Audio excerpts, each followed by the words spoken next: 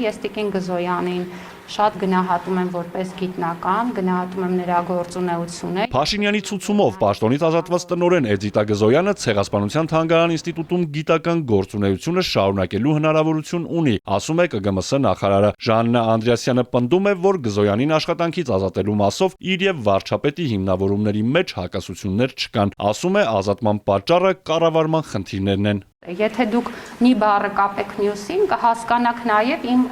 նկարագրած խնդրի էությունը։ Ինձ համար հարցը սպառված է, որովհետև եղել է իրավիճակ, որը չպիտի լիներ, եւ այդ իրավիճակը ունեցել է իր հանգուցալուծումը։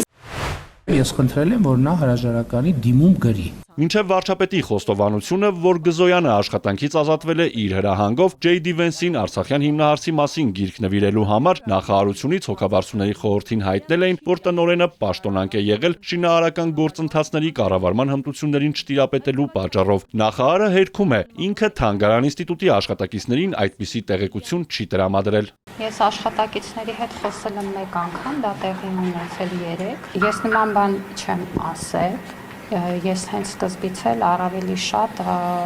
հարցը բարձրացրել եմ կառավարման մասով։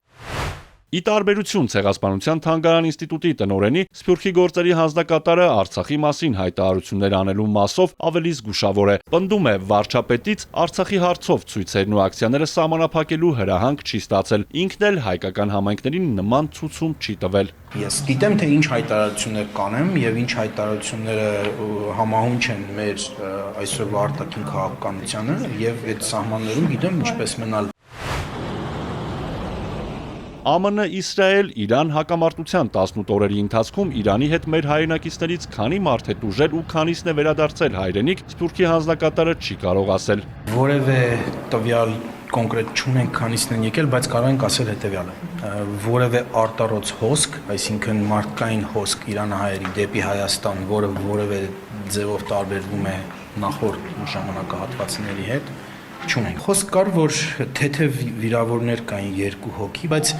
շատ դժվար է ամենը հաստատելը։ Հարևան երկրում մեր հայրենակիցների հետ կապ հաստատելը դժվար է, ասում է Սինանյանը, բայց վերջին տվյալով նրանք իրենց տներում են, փորձում են հեռու մնալ պատերազմական գոտիներից, հույս ունեն, որ շուտով պատերազմը կավարտվի։ Արթուր Հակոբյան, Էպիկենտրոն։